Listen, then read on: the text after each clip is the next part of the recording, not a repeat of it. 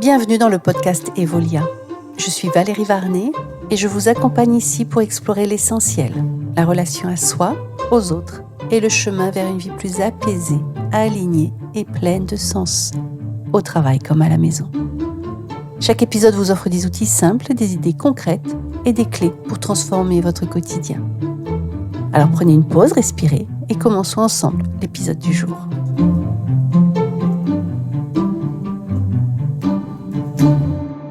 Alors aujourd'hui, on va parler une nouvelle fois de Cro-Magnon.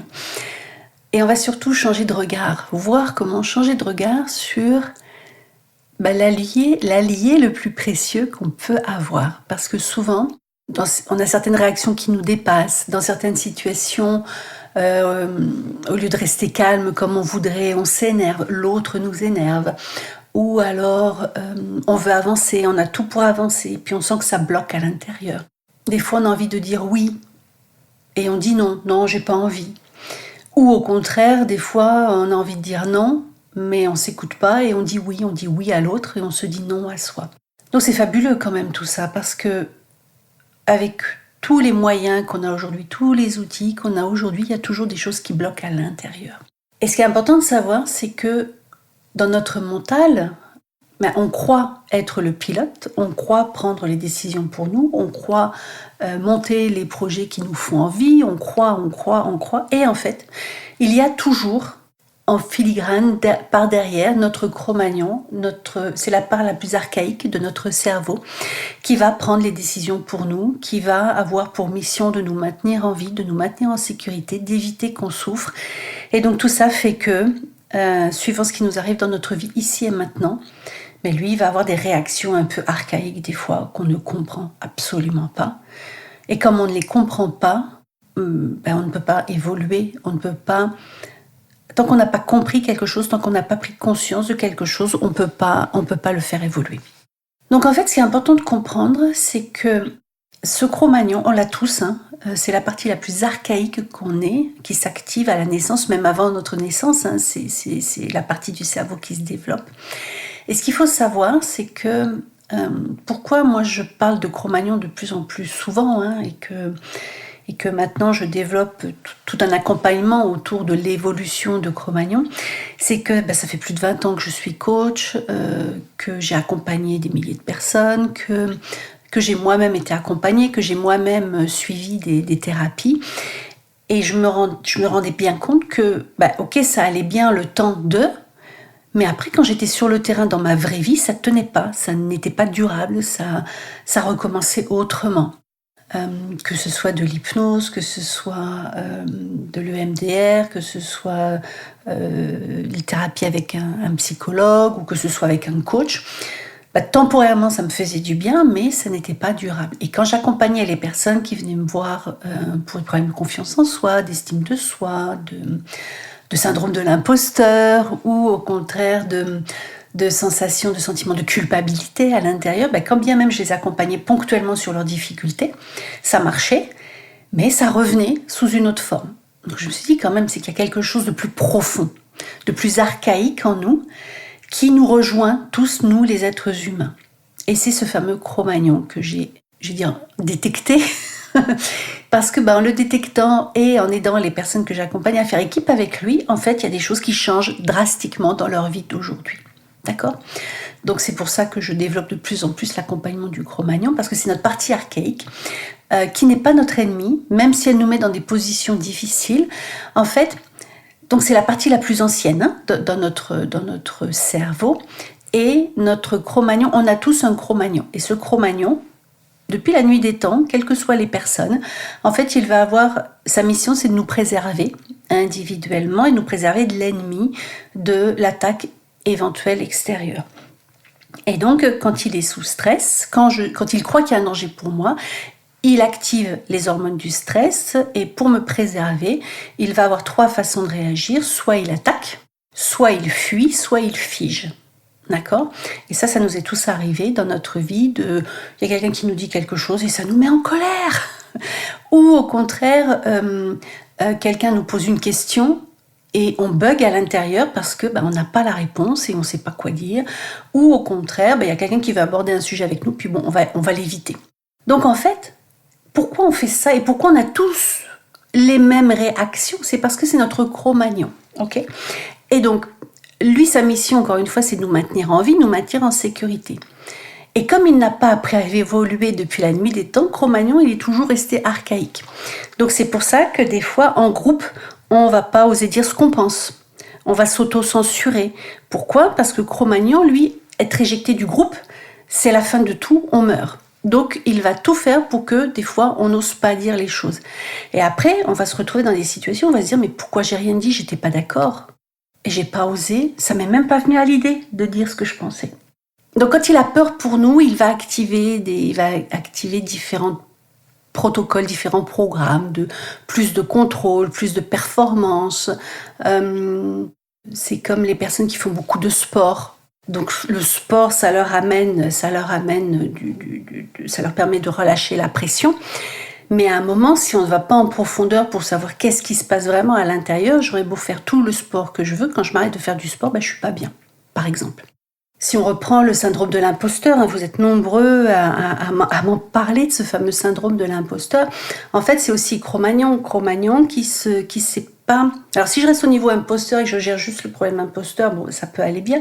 Mais en fait, il faut aller encore plus en profondeur et désactiver le programme que Cro-Magnon enclenche. Parce que le syndrome de l'imposteur, c'est quoi? Si je crois que je suis pas capable, je crois que je vais pas y arriver, je me demande pourquoi on me confie ce poste, cette mission, parce que ils vont tous se rendre compte que je suis pas bonne, que je suis nulle, que je vais jamais y arriver et tout et tout. Et on se rend compte que tous les êtres humains sentent ça à un moment. Donc c'est bien qu'il y a quelque chose qui nous rejoint entre nous, un dénominateur commun. Et le dénominateur commun que j'ai trouvé, moi, c'est ce fameux Cro-Magnon. Qui fait que en allant en profondeur, comprendre pourquoi il réagit comme ça, qu'est-ce qu'il a activé et comment l'accompagner à évoluer, en fait, on devient des êtres évolués parce qu'on veut tous vivre en paix, on veut tous le bonheur, n'empêche que force est de constater que on n'y arrive pas tout le temps. Certains jours ça marche, d'autres jours ça marche pas. Et en même temps, au niveau national, international, mondial, il y a encore des guerres. Pourquoi? C'est pas logique. C'est pas logique.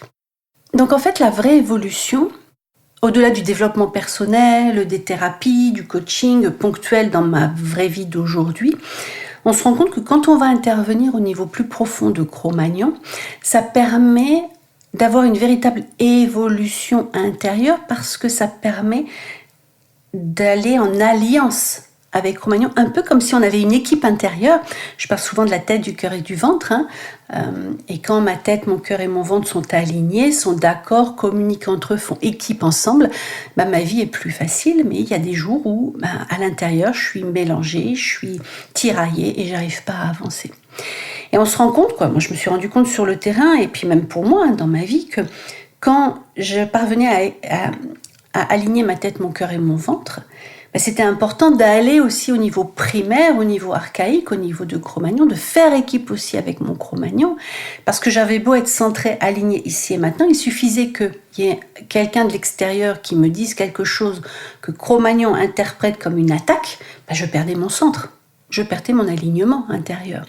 Donc ce n'est pas suffisant. Le fait de méditer, le fait d'aller marcher, le fait d'aller faire du sport, ce n'est pas suffisant pour avoir une vie heureuse et épanouie ici et maintenant. Parce qu'à un moment, il y a moi, mais il y a aussi mon Cro-Magnon qui va prendre le pouvoir sur moi.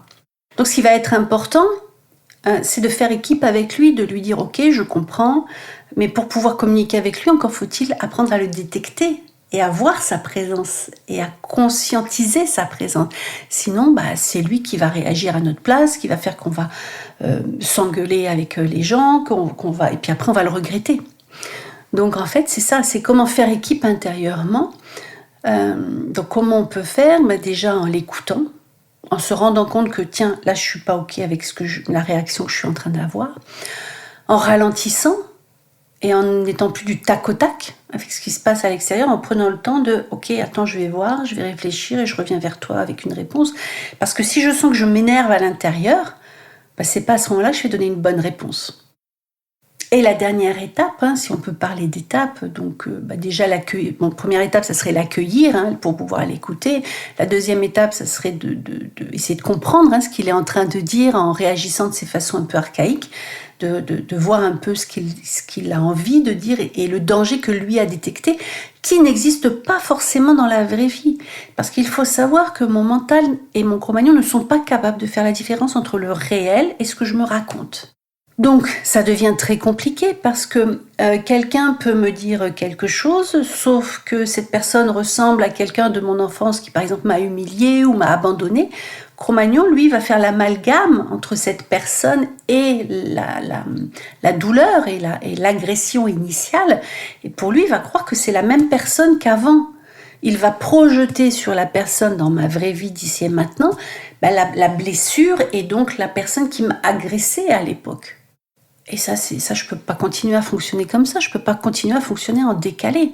Je peux pas continuer à laisser mon Cro-Magnon sans cesse revivre, répéter toujours les mêmes schémas, toujours les mêmes scénarios. C'est pas possible. Je vais jamais m'en sortir.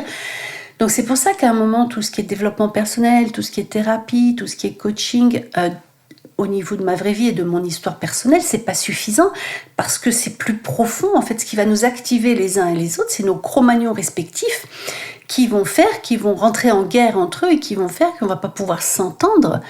Quand j'accompagne des personnes en couple, thérapie de couple, à un moment, c'est Cro-Magnon contre Cro-Magnon, donc on n'y arrive plus parce que Cro-Magnon, il faut qu'il y ait un gagnant et un perdant. Donc si c'est pas moi, c'est toi. Donc du coup, je vais surenchérir. Au travail, quand j'interviens sur des équipes, aussi, Cro-Magnon est à l'œuvre. Donc ça ne peut pas continuer comme ça. Donc une fois que le dialogue et que la compréhension se met en place, c'est comment on va pouvoir faire équipe durablement. Et ça, c'est un entraînement du quotidien.